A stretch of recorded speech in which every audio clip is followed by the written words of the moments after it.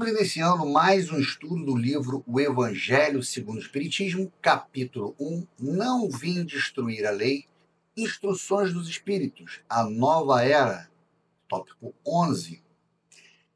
E aqui no texto, um texto trazido pelo espírito Erasto, discípulo de Paulo, ele traz uma mensagem em Paris, em 1863, sobre Santo Agostinho, que ele afirma ser um dos maiores divulgadores do espiritismo, manifestando-se por toda parte, através de médiuns diversos. Assim, ele o faz porque, quando encarnado, aos 32 anos de idade, ele sentiu na própria alma a estranha vibração que o chamava para si mesmo e lhe fez compreender que a felicidade não estava nos prazeres terrenos.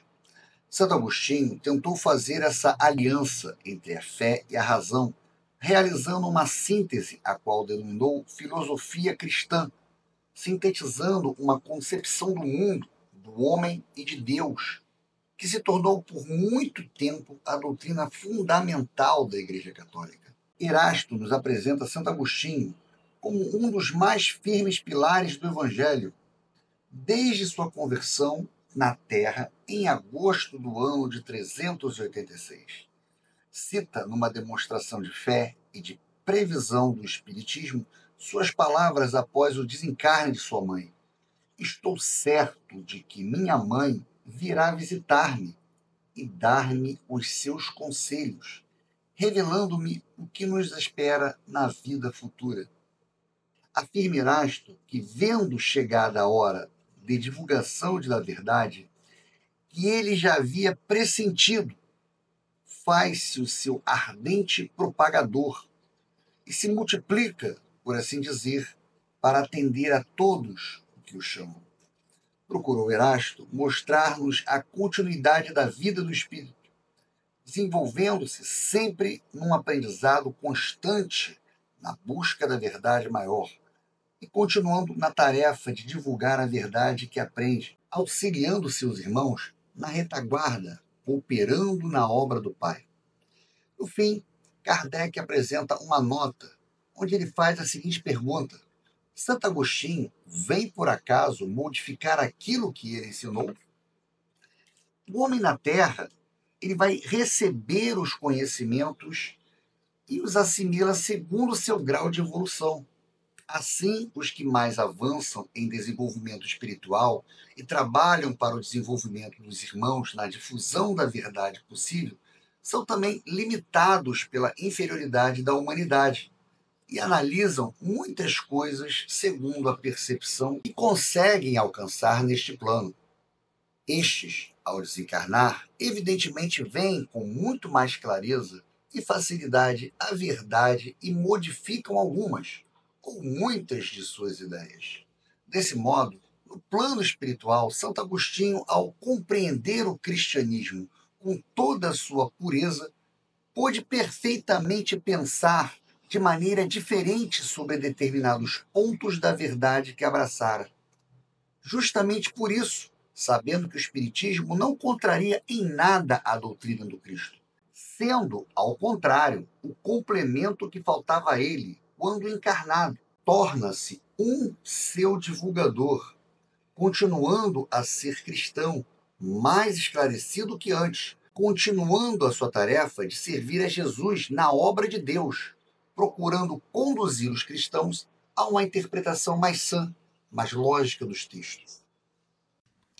Santo Agostinho é um dos maiores vulgarizadores do Espiritismo. Veja que o texto já começa afirmando que, mesmo sem ter conhecimento explícito do Espiritismo, ele vai antecipar alguns de seus princípios em seus escritos, o que nos leva a crer que muitos pensadores e filósofos de diferentes épocas poderiam ter intuições sobre a vida após morte e também sobre a espiritualidade, mesmo que não utilizassem a terminologia espírita. Manifesta-se quase por toda parte.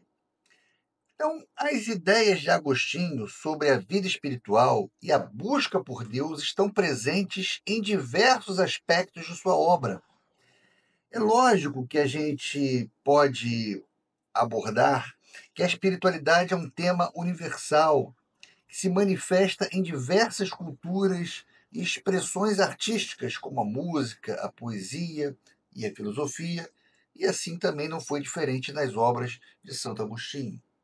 A razão disso encontramos-la na vida desse grande filósofo cristão. Então veja que a experiência pessoal de conversão de Agostinho, marcada pela busca por sentido e pela fé, o tornou um defensor da espiritualidade.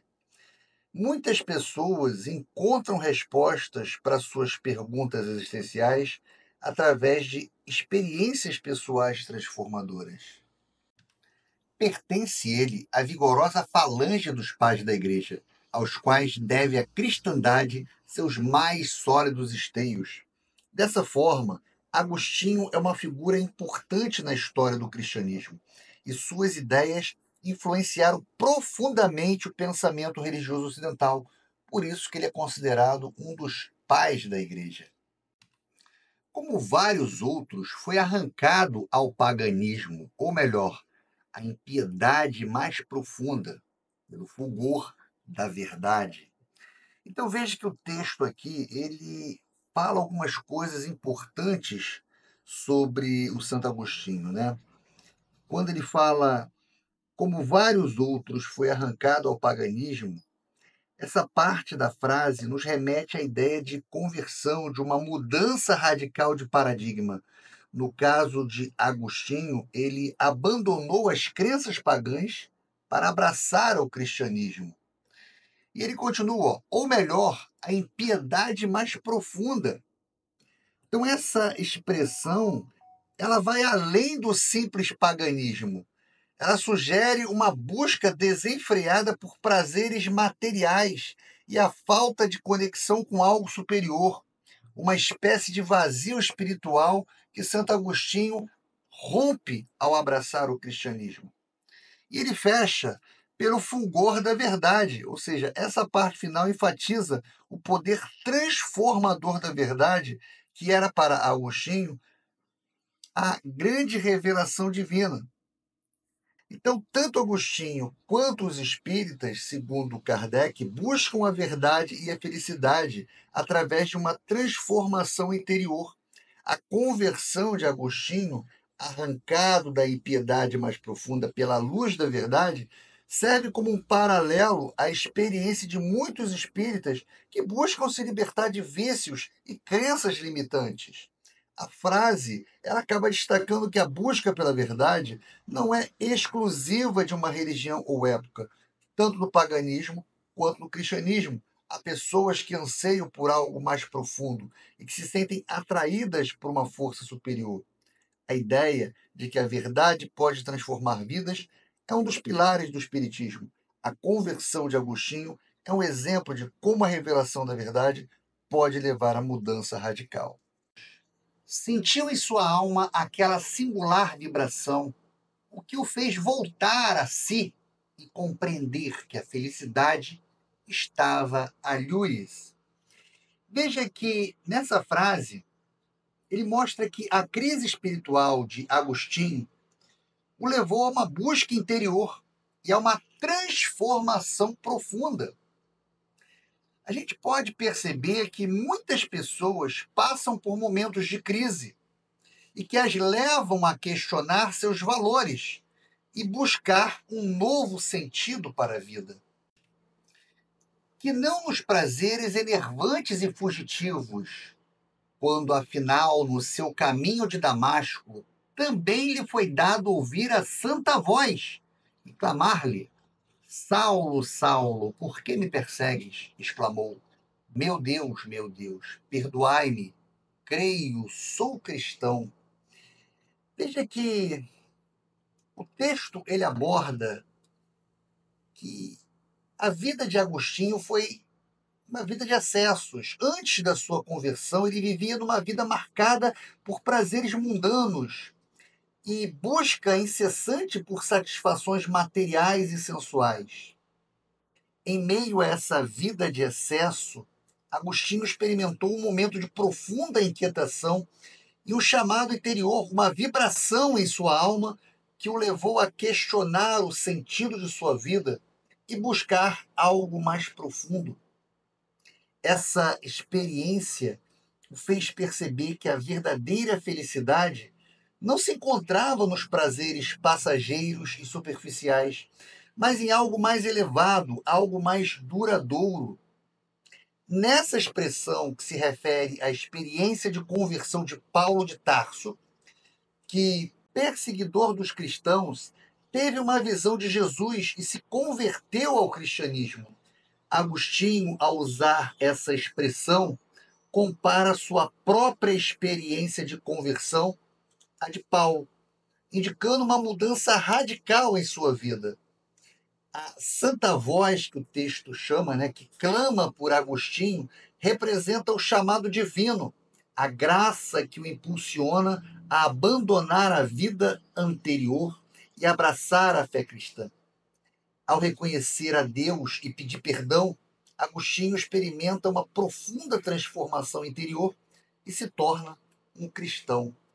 Ou seja, a experiência mística de Agostinho foi fundamental para sua conversão ao cristianismo.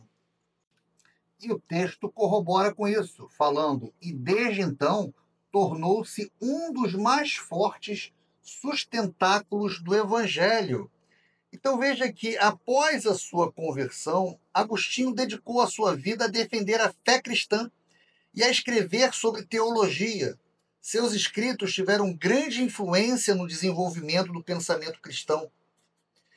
A história de sua conversão se tornou um exemplo para muitos outros, inspirando-os a buscar a Deus e a viver uma vida mais significativa. Podem ler-se nas notáveis confissões que esse eminente espírito deixou, as características e, ao mesmo tempo, proféticas palavras que o proferiu depois da morte de Santa Mônica. Veja que o texto aqui ele fala a respeito das confissões de Agostinho, que são tratadas como uma obra fundamental para a compreensão de sua vida e dos seus pensamentos. Os diários e as suas autobiografias podem oferecer preciosos estudos sobre a vida e a experiência de outras pessoas. Mas quem era essa tal Santa Mônica? Santa Mônica era a mãe do Santo Agostinho. A relação entre Mônica e Agostinho é um dos dramas mais comoventes da história da Igreja. Agostinho, na juventude, ele afastou-se da fé e viveu uma vida marcada por excessos e dúvidas. Sua mãe, Mônica, com grande sofrimento, nunca deixou de orar pelo seu filho e de confiar em Deus. Sua fé inabalável e sua perseverança na oração são um exemplo para todos os pais que buscam a salvação de seus filhos. A insistente oração de Mônica foi finalmente atendida. Agostinho, após uma profunda crise espiritual, converteu-se ao cristianismo. Sua conversão foi um marco na história da Igreja e teve um impacto profundo na vida de muitos. Santa Mônica é considerada um dos modelos de fé, perseverança e amor materno. Sua história inspira muitos cristãos, especialmente mães, a perseverarem na oração e nunca desistirem de seus entes queridos. Ela é um exemplo de como a fé pode transformar vidas e superar as maiores dificuldades. Estou convencido de que minha mãe me virá visitar e dar conselhos, revelando-me o que nos espera na vida futura. Veja que nessa frase mostra a fé de Agostinho na vida após a morte. Agostinho expressa uma profunda convicção na existência da vida após a morte. Ele acredita que a alma continua existindo após a morte física e que é possível manter algum tipo de contato com os entes queridos que já partiram. O papel da Santa Mônica na vida espiritual de Agostinho é central na vida espiritual dele. Sua mãe, uma mulher profundamente religiosa, exerceu uma grande influência sobre ele, mesmo após a sua morte. Agostinho a via como uma guia espiritual e acreditava que ela continuaria a cuidar dele mesmo no além. A frase revela a curiosidade de Agostinho em relação ao que acontece após a morte. Ele buscava compreender o mistério da vida futura e acreditava que sua mãe, por ter uma vida virtuosa e estar mais próxima de Deus, poderia lhe revelar esses segredos. Os espíritas veem nessa frase uma profecia sobre a comunicação com os espíritos.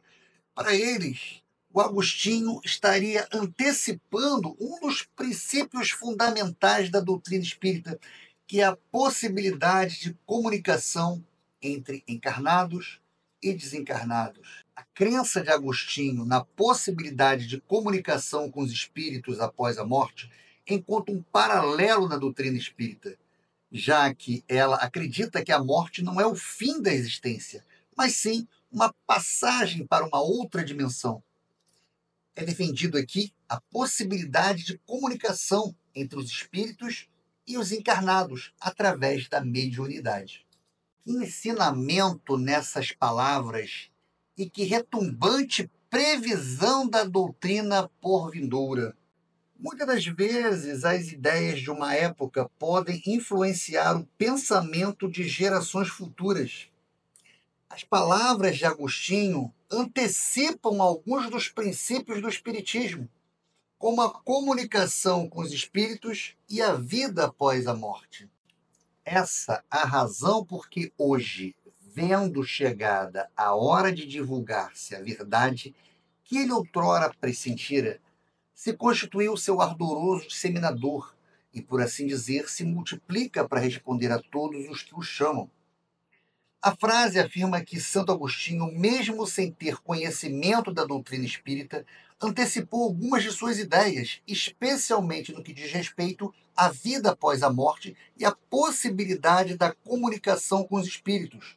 Seus escritos e sua busca por respostas sobre a existência humana contribuíram para a construção dos fundamentos do espiritismo. Ao afirmar que Agostinho se multiplica para responder a todos que o chamam, o texto ressalta a perenidade de suas ideias e sua relevância para as questões existenciais da humanidade. Por isso, Agostinho é considerado um precursor do espiritismo e um dos seus maiores divulgadores, mesmo que de forma indireta. E após essa mensagem de Erasto, discípulo de Paulo, Kardec ele vai apresentar uma nota onde ele vai fazer algumas observações a respeito do texto. Dar-se-á venha Santo Agostinho demolir o que edificou? Certamente não. Veja que Kardec, ao afirmar que Santo Agostinho não demoliria o que edificou, ele está dizendo que a evolução espiritual não significa negar o passado, mas reinterpretá-lo à luz de novos conhecimentos. Não se pode negar a importância e a influência de Santo Agostinho para o pensamento cristão. Seus escritos e ideias foram fundamentais para a construção da teologia cristã e, portanto, não podem ser simplesmente descartados. Como tantos outros, ele vê com os olhos do espírito o que não via enquanto homem, liberta sua alma, entrevê claridades novas, compreende o que antes não compreendia. Então veja que essa frase ela indica que após a morte, Santo Agostinho, como qualquer outro espírito, teria uma visão mais ampla da realidade e da verdade. Liberto das limitações da vida terrena, ele seria capaz de compreender coisas que antes lhe eram obscuras. Novas ideias lhe revelaram o sentido verdadeiro de algumas sentenças.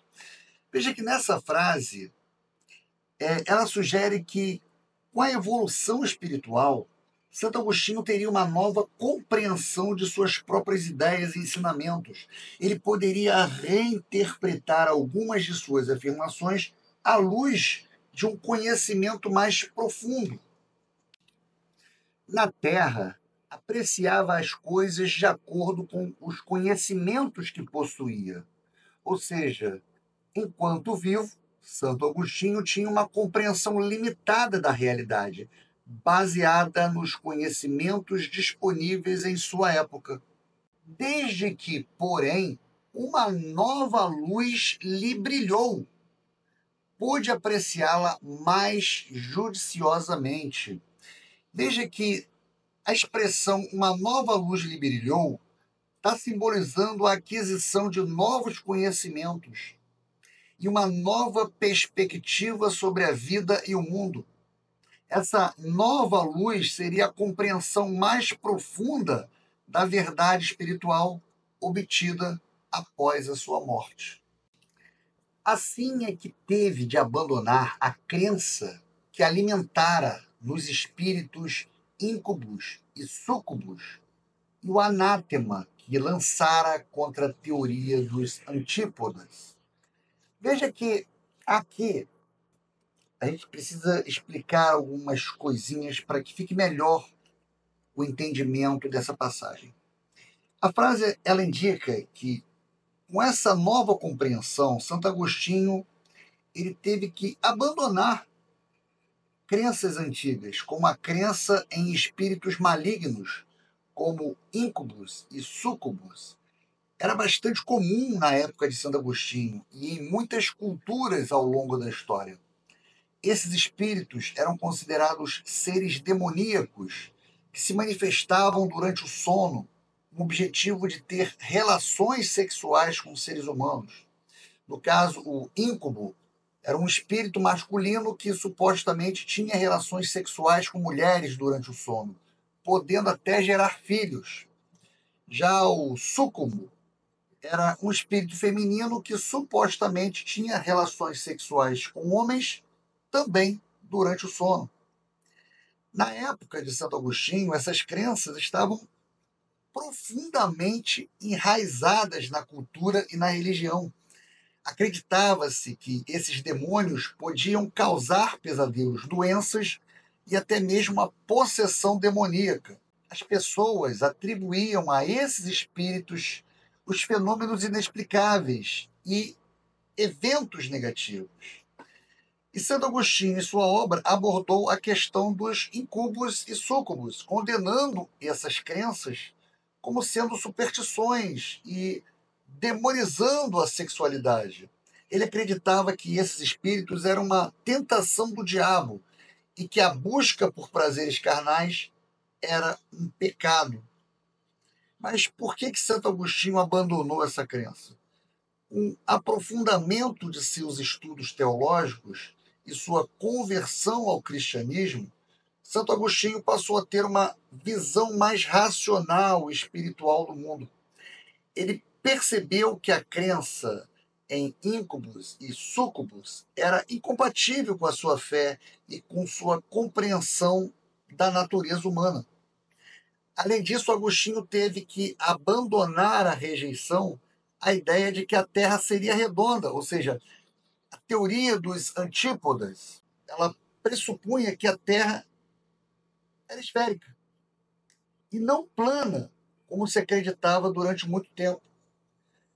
E se a Terra é esférica, então deveria existir um ponto diametralmente oposto a qualquer outro ponto na superfície terrestre, onde, nesse ponto, haveria terras habitadas por pessoas com os pés voltados para o lado oposto ao nosso.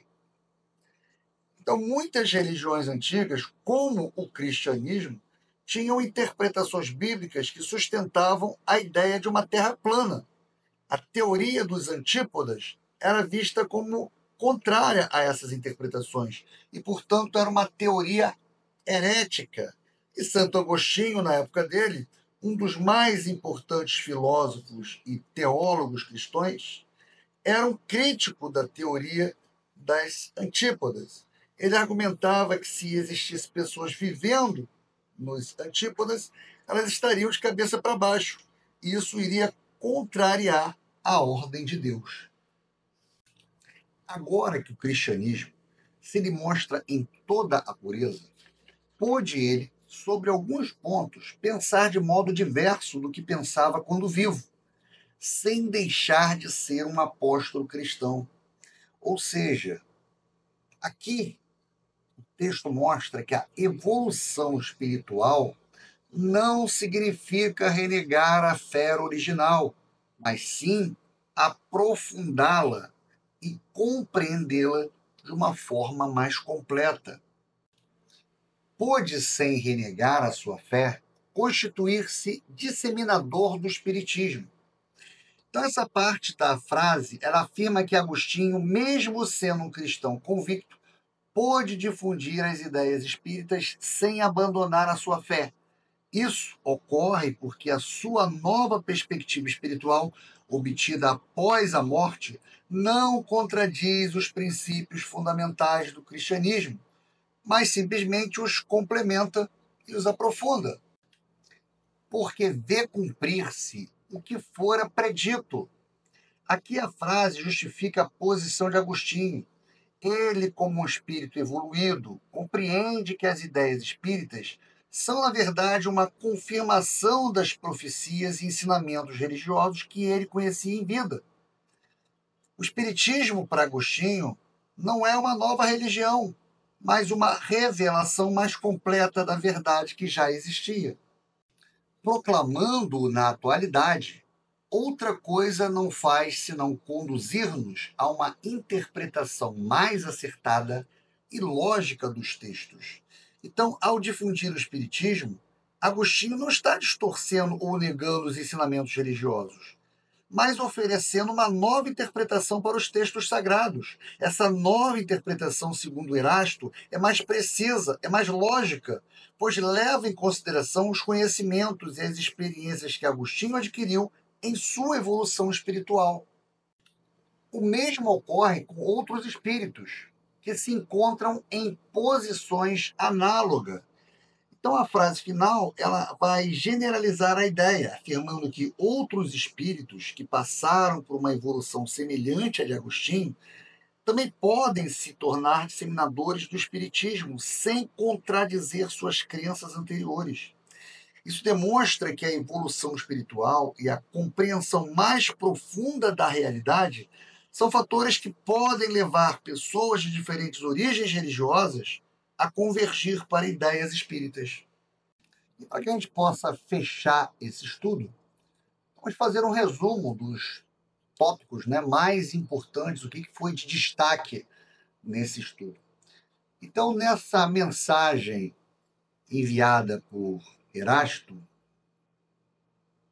ele considera Santo Agostinho como o divulgador do Espiritismo. O texto ele enfatiza que Santo Agostinho, sendo um importante filósofo cristão, é um dos maiores divulgadores do Espiritismo.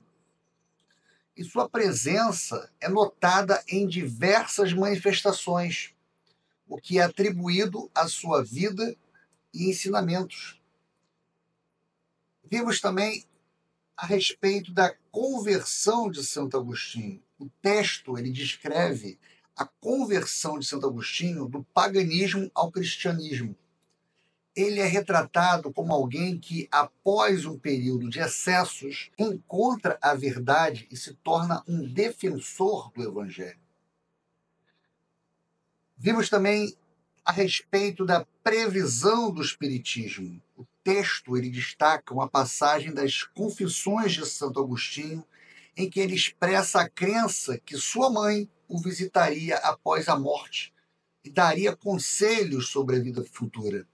Essa passagem é interpretada como uma prévia da doutrina espírita.